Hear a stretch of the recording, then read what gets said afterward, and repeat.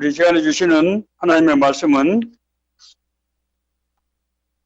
빌립보서 4장 10절에서 13절에 있는 말씀입니다. 저와 여러분이 한 절씩 교독하겠습니다. 내가 주 안에서 크게 기뻐함은 너희가 나를 생각하던 것이 이제 다시 싹시 남이니 너희가 또한 이를 위하여 생각은 하였으나 기회가 없었느니라.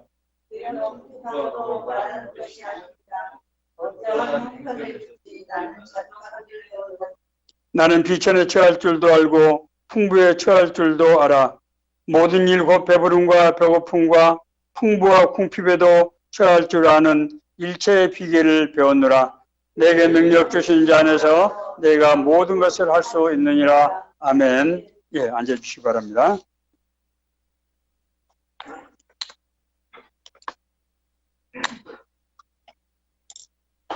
예, 오늘은 먹고 사는 문제에 대해서 하나님의 말씀을 같이 생각해 보고자 합니다. 우리 인생은 먹고 사는데 많은 시간과 노력을 이제 쏟아붓고 있습니다. 우리가 이 먹고 사는 문제는 가장 초보적인 단계는 우리가 굶지 않은 것에서부터 시작해서 그 다음 단계는 좀 더 남부럽지 않는, 부끄럽지 않은 삶을 사는 것, 그리고 더 한 단계 나아가면은 자기가 정말 꿈을 가지고 소망을 하던 그런 멋진 삶을 살아가는 이런 아주 다양한 단계에 있기 때문에 모든 사람에게 또 적용되지만은 한도 끝도 없는 그런 문제인 것 같습니다. 더구나 이 먹고 사는 문제는 우리가 전통적인 농업사회에서는 기본적으로 먹는 것은 농토에서 나기 때문에 어느 정도 안정이 되어 있었는데 이게 이제 공업화가 되는 산업화 시대, 그리고 오늘날 같은 이런 정보화 시대가 되면은 불확실성, 불안정성이 굉장히 높아져서 먹고 사는 문제에 대해서 굉장히 민감하고 이제 매일 수밖에 없는 그런 환경이 되는 것입니다. 사실 그래서 이제 우리가 정말 이 먹고 사는 문제에 마음 또 생각을 뺏기고 시간을 보내다 보니까 이제 어느덧 이런 삶의 기본적인 문제가 해결됐다고 하고 생각을 했을 때 돌아보니까 자기 인생이 이미 다 거의 다 지나가 버린 그런 허망한 그런 것을 우리가 느끼지 않을 수 없게 됩니다. 그래서 저도 가만히 생각해 보니까 이 먹고 산다는 이 인생을 그런 측면에서 보면은 하나님이 정말 자기 형상으로 천지 만물의 영장으로 조성했다는 인간이 다른 동물들과 도대체 큰 차이가 뭔가 하는 이런 다소 허망한 생각까지도 들게 되는 것입니다. 왜 이렇듯 사람들은 먹고 사는 문제에 매여 살 수밖에 없는 것인가?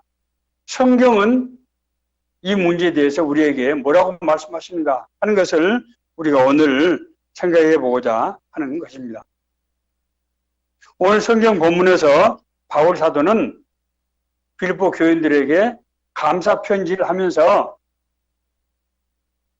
당신들이 나에게 베풀어 주신 은혜, 후원한 그런 것들을 정말 감사하면서 그러나 나는 먹고 사는 문제, 소유하는 문제에 대해서 내가 가난하거나 부하거나 그런 문제로부터 내가 자유롭게 됐다라고 자족적인 삶에 대한 그런 고백을 하고 있는 것을 볼 수 있습니다.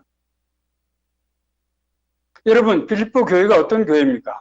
빌립보 교회는 바울 사도가 2차 전도 여행 때 이제 본격적으로 유럽 선교를 하기 위해서 1차 전도 여행이 주로 소아시아 지역, 그리고 지주 연안에 섬들을 선교하는 것이었다고 하면은 2차 선교는 본격적으로 이제 유럽 대륙을 올라가는 선교였죠. 첫 번째 가는 곳이 어디였습니까? 바로 빌립보 지역이었습니다. 그곳에서 바울 사도는 루디아라고 하는 오늘날로 말하면은 비단을 아마 취급하는 그런 상이었던 것 같습니다. 이 여성을 만나서 그 가정에서 교회를 시작하게 됩니다. 그래서 바울 사도는 빌립보 이 교회를 이 거점으로 해서 이제 데살로니가 또 마게도니아 지역 또 고린도 교회 나중에는 그리스 아테네 이런 지역까지 유럽 전역에 이제 선교를 이제 확장하는 그런 거점으로서의 그런 역할을 하게 되는 교회가 됐습니다. 그러므로 빌립보 교회가 바울에게 얼마나 중요한 교회인가 하는 것을 우리가 짐작할 수 있습니다. 뿐만 아니라 빌립보 교회는 바울 사도의 이 선교에 함께 동역했을 뿐만 아니라 재정적으로 여러 차례 바울 사도를 도와서 선교 사역을 수행할 수 있도록 그렇게 한 그런 정말 감사한 교회입니다. 그러나 바울 사도는 빌립보 교인들에게 감사를 표하면서 그러나 내가 여러분에게 감사하는 것이 단순히 돈 문제 때문은 아니다. 나는 그동안에 비천에 처할 줄도 알고 풍부에 처할 줄도 알아서 배부름이나 배고픔이나 풍부와 궁핍의 어떤 상황에서도 만족하는 일체의 비결을 배웠다. 그렇게 얘기하고 있습니다. 그리고 내가 어떻게 해서 이런 정말 자족하는 어떤 상황에도 불구하고 자족하는 비결을 내가 배우느냐? 그것은 내게 능력 주시는 자 안에서 내게 능력 주시는 자 안에서 모든 것을 극복할 수 있는 그런 힘을 갖게 되었다라고 얘기하고 있는 것입니다. 자, 여기서 우리가 바울이 가지고 있는 신앙적인 그런 가치관과 바울 사도가 그리스도 안에서 능력을 받아서 이런 모든 삶의 문제부터 자유롭게 된 그것이 어떤 관계가 있는가 하는 것을 살펴볼 필요가 있습니다. 여러분, 바울이 어떤 사람입니까? 바울 사도는 같은 빌립보서 4장 5절에서 7절에서 나는 8일 만에 할례를 받고 이스라엘 족속이요 베냐민 지파요 히브리인 중에 히브리인이요 율법으로는 바리새인이요 열심으로는 교회를 박해하고 율법으로는 흠이 없는 자다. 그렇게 얘기하고 있습니다. 이게 정말 유대인들의 자부심, 유대인들이 자랑하는 모든 것을 다 갖춘 그런 정말 아주 훌륭한 신앙인이었습니다. 그러나 자기가 무엇이든지 유대인으로서 또한 율법주의자로서 내세우던 모든 것과 자기에게 유익하던 것을 사도는 그리스도를 위하여 다 해로 여길 뿐더러 심지어 배설물로 여겼다. 이렇게 말씀하고 있습니다.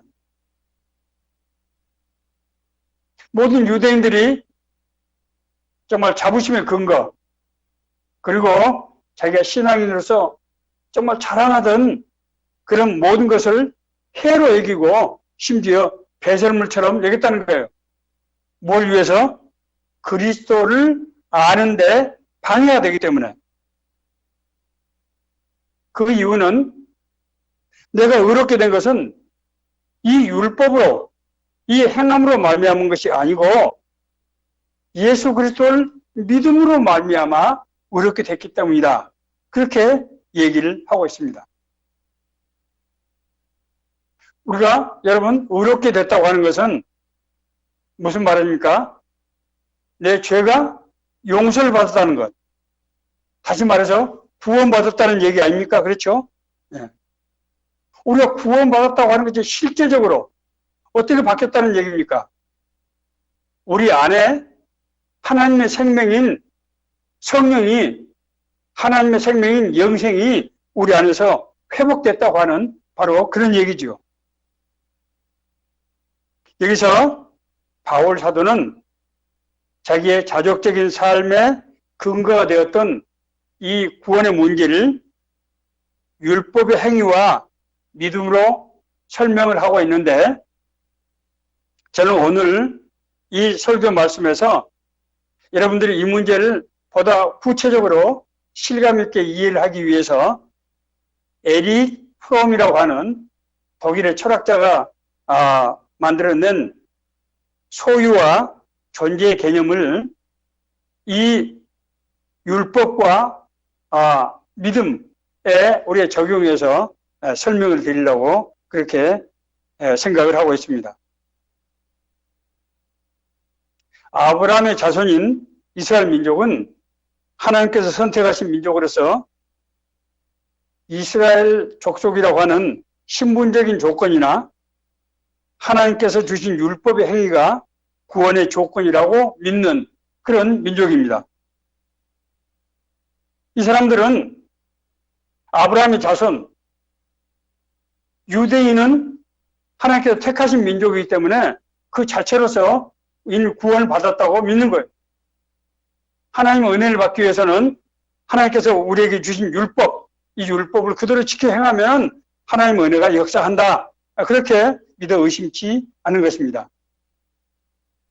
자, 그런데 바울사도는 유대인 자기 자신이 예수 그리스도를 믿고 나서 구원받고 거듭나서 마음은 열리고 영안이 열려서 보니까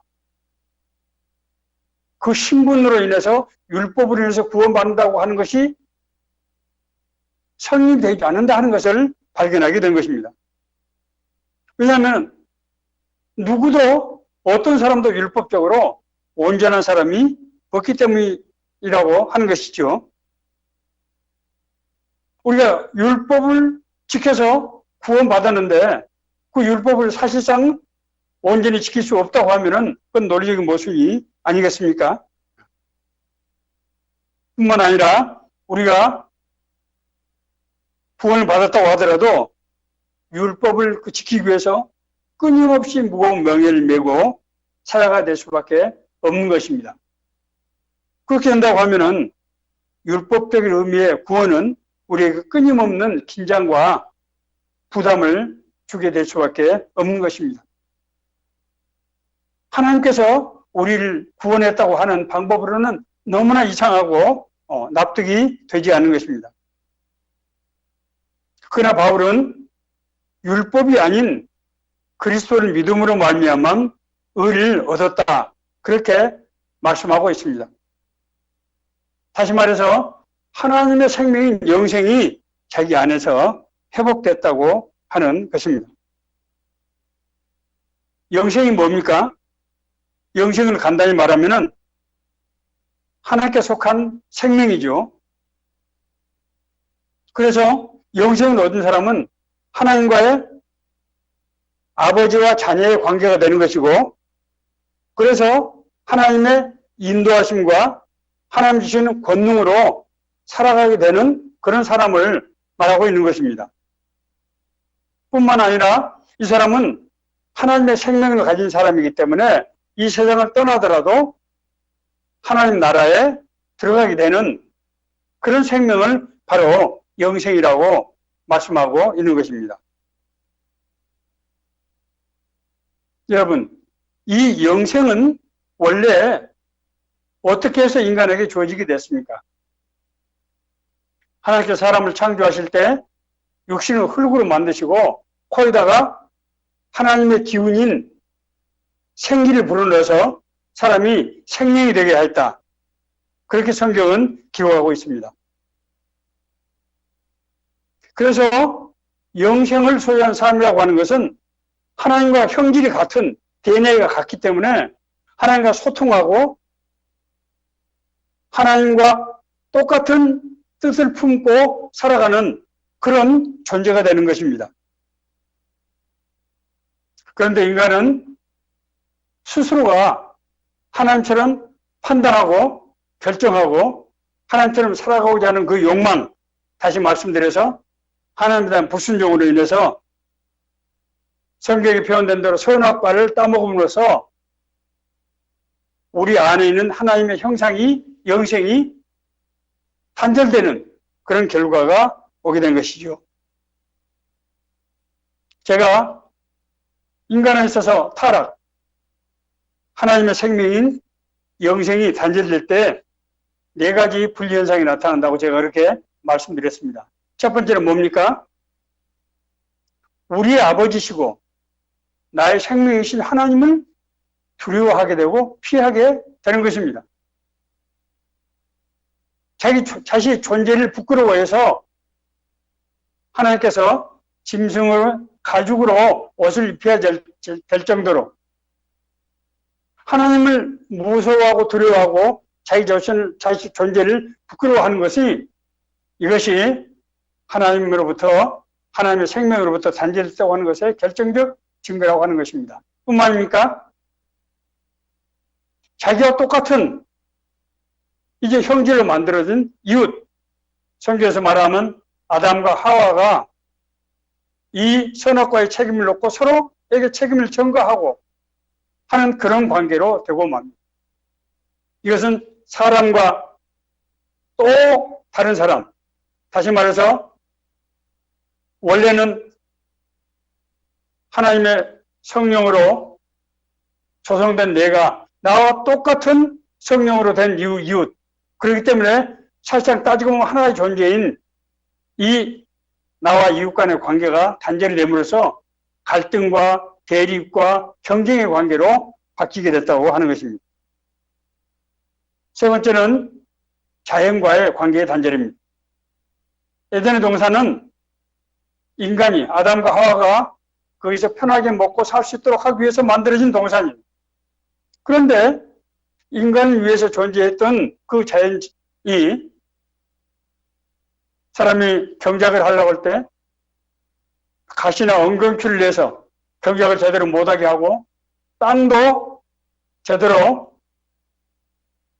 식물을 성장하지 못하게 해서 땀을 흘려야만 먹고 살 수 있는 그런 관계 단절을 가져오고, 네 번째로는 자기 육신이 이제 수명이 되면은 흙으로 돌아가는 자기 자신과의 분리가 되는 이런 사중 분리 현상으로 되게 됐다고 하는 것입니다.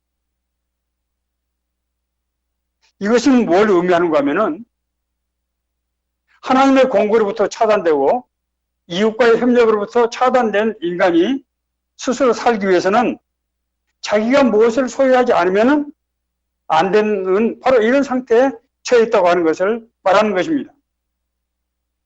내가 지식이 있지 않으면, 내가 힘이 있지 않으면, 내가 뭔가를 소유하지 않으면 살아갈 수 없는 이런 관계가 되는 것입니다. 이 관계는 나뿐만 아니라 모든 사람들이 이런 상태에 빠지기 때문에 우리 이웃과의 관계는 필시 어떤 관계가 됩니까? 서로 경쟁하고 갈등하고 대립하는 그런 관계가 되고 마는 것입니다. 그것이 여러분 우리가 지금 보고 있는 세상의 현상 아닙니까? 세상은 약육강식의 법칙이 지배하고 끊임없이 고난과 어려움이 파도처럼 밀려오는 그런 장이죠. 그런 소용돌이의 장이에요. 성경은 하나님이 만드신 세상, 우리가 살아야 될 세상이 그런 원리가 아닌, 소유가 아닌 하나님이 만들어 놓으신 세상을 누리며 함께 더불어 살아가는 그런 제도로 만들었다고 하는 것을 우리에게 가르치고 있습니다. 우선 구약에 보면은 레위기 25장에는 희년제도라고 하는 것이 이제 나옵니다. 희년제도는 이스라엘 민족은 모든 지파들, 모든 가문에 땅을 똑같이 배분했어요. 그런데 집에서 가장이나 남성들이 사망하거나 할 때 경작을 할 수 없는 상황이 되면은 그걸 어떻게 하겠습니까? 살기 위해서 그 땅을 팔아야 되겠죠. 그러나 이런 경우에 땅을 매매하더라도 50년이 지나면은 원래 주인에게 다시 그 권리가 회복되는 거예요. 다시 돌아가게 되는 거예요. 사람이 무슨 잘못을 했거나 재산이 없어서 남에게 종의 신분이 되더라도 마찬가지로 50명이 되면은 그 양면의 신분, 자유의 신분이 회복이 되도록 그렇게 제도를 만드셨어요. 하나님께서는 이스라엘 백성들이 하나님이 약속하신 땅, 가나안 땅을 가는 광야 40년에서 하나님께서는 만나와 메추라기를 통해서 먹게 하시고 반석에서 샘물이 나서 먹게 하셨어요. 안식일에는 모든 가족들, 심지어 자기 집에 있는 나그네나 종들까지도 하나님을 예배하고 쉬도록 그렇게 만들었습니다. 이런 사상은 신약 성경에 보면은 보다 좀 더 구체적으로 소유와 존재의 개념으로 우리 인간이 살아가야 될 세상에 대해서 설명하고 있습니다. 여러분, 산상수훈의 팔복은 어떤 사람이 하나님 나라에 합당하다고 얘기하고 있습니까? 심령이 가난한 자는 복이 있다. 물 많이 소유한 사람이 복이 있다고 하는 것이 아니에요. 능력이 있는 사람이 복이 있다고 하는 것이 아닙니다. 의에 줄이고 목마른 자는 복이 있나니 천국이 그들의 것이요. 의에 줄이고 목마른 사람, 하나님의 의를 사모하고 그 의를 위해서 살아가는 사람들에게 하나님의 나라가 허용된다고 하는 것입니다. 또한 보다 직접적으로 이렇게 말씀하고 있습니다. 너희를 위하여 보물을 땅에 쌓아두지 말라. 거기는 좀이나 동록이 해하여 도적이 구멍을 뚫고 도적질하느니라. 오직 너희를 위하여 보물을 하늘에 쌓아두라. 세상적인 보물을 그렇게 많이 쌓아두지 말라는 거예요. 왜냐하면 그 보물이 좀이나 동록이 생기고 문제를 일으켜서 오히려 사람을 더 해롭게 한다고 하는 것입니다. 소유는 인간이 물질이나 지식 혹은 힘이나 권력 등 자신이 가지고 있는 것에 자신을 의지하는 그런 가치를 말한다고 할 수 있습니다. 그러나 존재는 무엇입니까? 존재는 내가 무엇을 가지고 있는 것이 아니라 내가 누구인가 하는 그런 문제입니다. 내가 누구에게 속한 사람이냐, 누구의 자녀이냐 하는 것이죠. 그것이 우리 인생을 결정한다고 하는 것입니다. 우리가 죄로부터 구원받아서 하나님의 생명, 영생을 회복하는 것은 우리가 세상에서 뭘 많이 가지고 있거나 우리가 덕을 쌓았기 때문이 아니라 우리가 하나님의 자녀로 회복이 됐기 때문이라는 거예요. 자, 그런데 이 하나님의 자녀의 회복은 우리가 가진 소유로 할 수 있는 그런 성질의 것이 아니라고 하는 것입니다. 그래서 바울은 이전에 자기 자신이 자랑하던 그런 모든 것, 나는 이스라엘 족속이고 나는 베냐민 지파에 속하고 나는 정말 율법에 대해서 전문가고 율법을 철저히 지키는 바리새파 중에 한 사람이다. 이런 모든 것이 하나님을 알고 하나님의 자녀로 회복되는데 방해가 됐기 때문에 그런 것들을 버리고 심지어 배설물처럼 여겼다고 하는 것입니다. 그리고 바울사도는 자기의 자족적인 이런 삶의 가치관이 그리스도의 능력 안에서 이루어진다. 그렇게 얘기하고 있습니다.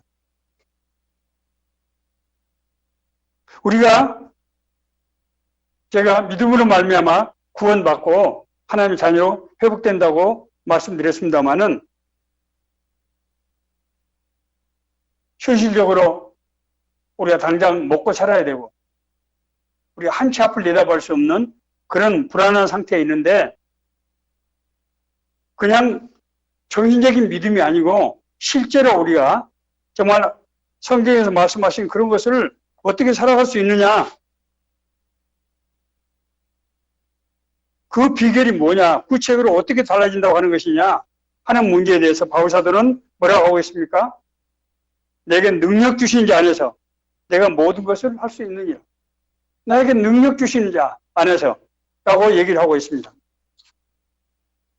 내게 능력 주시는 자 안에서 산다고 하는 것은 하나님의 말씀과 기도를 통해서 삶의 문제가 해결된다고 하는 것을 말하고 있는 것입니다. 요한복음 15장 7절 너희가 내 안에 거하고 내 말이 너희 안에 거하면 무엇이든지 원하는 대로 구하라. 그리하면 이루리라. 이 말씀은 이제 예수님께서 체포되시기 직전에 다시 말씀드려서 마지막 만찬에서 성천을 하시고 나서 그리고 마지막으로 제자들에게 당부하시는 그 말씀입니다. 여러분 생각해 보세요. 그렇기 때문에 이 말씀은 거의 유언적 말씀이라고 할 수 있는 거예요.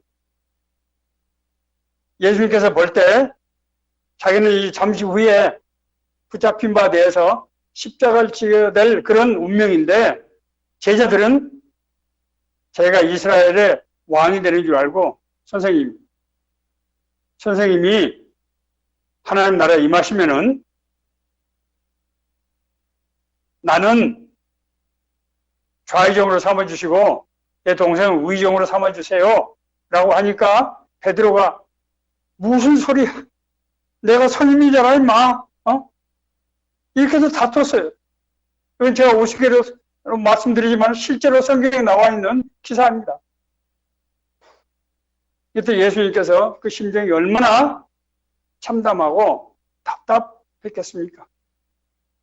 예수님은 그 제자들, 육신을 가지고 살아가는, 육신의 힘으로 살아가는 사람들을 자기 자신이 떠나고 난 다음에 제자들이 어떻게 이 험한 세상에서 하나님의 복음을 전파하고 하나님의 뜻대로 살아갈 수 있을 것인가? 이 사람들이 하나님의 자녀로서 하나님의 일꾼으로 살아가게 할 수 있는 근본적인 힘, 그 능력에 이 근거가 무엇인가? 라는 말씀으로 이 말씀을 주신 것입니다. 너희가 내 안에 거하고 내 말이 너희 안에 거하면은 무엇인지 원하는 대로 구하면은 이루어진다. 너희 필요를 하나님께 구하고 너희들의 뜻과 계획을 하나님께 구해라. 그러면 하나님께서 오직 성령이 너에게 임하시면 너희가 권능을 받게 되고 예루살렘과 온 유대와 사마리아 땅 끝까지 가서 내 증인이 되게 될 것이다. 다시 말씀드려서 우리의 삶이 하나님의 말씀 가운데서 우리가 인도를 받게 되고 하나님의 말씀을 통해서 우리가 지혜를 받게 되고 그 말씀을 가지고 하나님 앞에 기도할 때 하나님 아버지 나는 이렇게 살기를 원합니다. 이런 일을 행하기를 원합니다 하고 기도할 때 하나님께서 우리에게 음성으로 들려주시고 모든 것이 합력해서 선 이루게 해주시고 우리 기도를 들으시고 응답하는 형식을 통해서 우리 삶이 이루어지도록 그렇게 하신다고 하는 것입니다. 오늘 말씀을 이제 정리하겠습니다. 우리가 구원받았다고 하면서도 구원받은 자에게 주시는 영생을 제대로 누리지 못하고 사는 경우가 많이 있는 것 같습니다. 어떤 사람은 그 구원이 늘 흔들리고 구원의 확신이 없어서 늘 갈등과 혼란 속에서 살아가는 사람도 적지 않은 것 같습니다. 왜 이런 문제가 발생합니까? 이것은 우리가 구원받았다고 하는 것을 하나님의 자녀로 변화되었다고 하는 이런 존재적인 의미보다는 우리가 하나님의 도우심과 인도하심으로 삶의 문제가 해결되고 또 내가 하나님의 어떤 자녀로서 나중에 살다가 천국에 가서 살게 되는 것이다 라고 생각하는 이런 소유적 개념에 매여 있기 때문이라고 하는 것입니다. 이런 결과는 하나님을 믿는다고 하면서도 하나님의 뜻대로 살기보다는 자기의 생각, 자기의 힘으로 세상을 살면서 하나님의 도우심을 이제 기대하는 그런 주객이 전도되는 이런 삶을 살 수밖에 없다고 하는 것입니다. 우리가 하나님의 자녀가 됐다고 하는 것, 하나님의 생명이 우리 안에서 역사한다고 하는 것은 하나님의 뜻과 계획이 나의 삶의 목표, 가치가 된다는 것이고, 하나님께서 공급하시는 힘과 능력으로 내가 세상을 살아가는 것이라고 하는 것을 의미함에도 불구하고 내 안에 있는 영생에 대한 확신, 그런 믿음이 없기 때문에 그 영생을, 그 은혜를, 축복을 사용하지 못하고 누리지 못하고 있다고 하는 것입니다. 하나님께서는 우리에게 은혜를 주실 때 우리에게 소원을 주시는 것이 아니고, 우리가 어떤 상황에서도 배고픔이나 배부름이나 풍요나 궁핍에서도 아무런 문제가 되지 않는 그런 자족적인 은혜를 주시고, 그래서 우리가 세상의 어떤 상황에 흔들리지 아니하고 날 향하신 하나님의 뜻과 계획을 가지고 분별해서 그 뜻대로 살게 하시도록 그렇게 만들었다고 하는 것입니다. 이런 우리가 믿음을 가지고 있지만은 앞서 말씀드린 대로 우리 오늘날 정말 세상에서 우리가 한치 앞을 내다볼 수 없고, 우리가 정말 급하고 정말 당장 해결되지 않은 안 될 이런 문제들이 많은 상황에서 정말 내가 어떻게 이런 믿음만으로 살아갈 수 있는가, 과연 눈에 보이지 않는 것을 좀 믿고 거기다 내가 올인할 수 있는가 하는 이런 불안 가운데서 살고 있는 것이 우리의 현실, 우리의 실존이라고 하는 것입니다. 바울사도는 내게 능력 주시는 자 안에서 모든 것을 할 수 있다. 능력 주시는 자 안에서. 이 능력 주시는 자 약속은 예수님께서 십자가에 달리시기 전에 마지막으로 제자들에게 다시 한번 약속하신 그 약속이고, 하나님께서 우리를 구원하여 주시고 하나님께서 우리에게 하나님의 생명을 주신 바로 그 이유라고 하는 것입니다. 하나님께서는 우리가 세상에서 정말 그런 능력자, 정말 정복자가 되어서 세상을 지배하는 그런 사람이 아니고, 하나님과 동등한 그런 존재로서 하나님과 동행하고 하나님과 연합된 삶을 살아가면서 그 삶 자체가 하나님의 나라가 이루어지는 그런 방식으로 우리를 인도하셨다고 하는 것입니다. 그러므로 우리는 예수 그리스도의 십자가의 대속으로 오늘 우리가 정말 받았던 이 성찬의 의미, 예수님께서 우리를 위해서 흘리신 그 살과 피, 그 공로로 구원받은 우리가 그 하나님의 은혜를 누리지 못하고 사는 이런 정말 불안전하고 이에 정말 답답한 그런 상황이 돼서는 안 된다고 하는 것입니다. 우리가 알거니와 우리의 옛사람이 예수와 함께 십자가에 못 박히게 된 것은 죄의 몸이 죽어 다시는 우리가 죄에게 종노릇 하지 아니함이니, 이는 죽은 자가 죄에서 벗어나 의롭다 하심을 얻었습니다. 우리가 지금 그런 문제 때문에 우리가 예수 그리스도 은혜로 구원 받았는데 자꾸 그 문제에 매이지 말라고 하는 것입니다. 그런즉 어찌하리요? 우리가 법 아래 있지 아니하고 은혜 아래 있으니 죄를 지으리요? 그럴 수 없느니라. 너 자신을 종으로 내주어 누구에게 순종하든지 그 순종함을 받는 자의 종이 되는 줄을 알지 못하느냐. 혹은 죄의 종으로 사망에 이르고 혹은 순종의 종으로 의에 이르느니라. 죄의 삭은 사망이요 하나님의 은사는 그리스도 예수 우리 주 안에 있는 영생이니라. 우리가 하나님의 은혜로 구원받고 나서 하나님의 말씀을 듣고 우리가 하나님의 그 말씀에 따라 살아갈 때 우리가 정말 하나님의 인도하심을 받고 하나님의 능력이 나타나는 그런 체험이 없습니까? 그런 은혜를 받으신 적이 없습니까? 설사 그런 은혜가 없다고 하더라도 내가 무언가 내가 확실히 잘 알 수 없지만 내 마음속에 하나님을 알기를 원하고 하나님의 뜻대로 살기를 원하는, 뭔가 하나님의 은혜를 사모하는 그런 나에게 강한 이끌림이 없습니까? 그렇다고 하면 하나님께서 우리를 부르시고 있는 그 말씀이고, 오늘 이 말씀을 통해서 우리에게 우리 삶의 문제를 해결하려고 하는 근본적인 처방을 주시는 하나님의 말씀을 다시 한번 생각하면서 그 말씀에 대한 믿음으로 살아가는 우리 모두가 되길. 그래서 정말 우리가 어떤 상황에 처하든지 하나님 주시는 절대적인 평강뿐만 아니라 우리가 자족하는 삶을 살고 그럴 때 우리 삶 가운데 하나님의 나라가 이루어지는 그런 놀라운 역사가 임하는 그런 은혜가 우리 모두에게 있기를 간절히 바랍니다.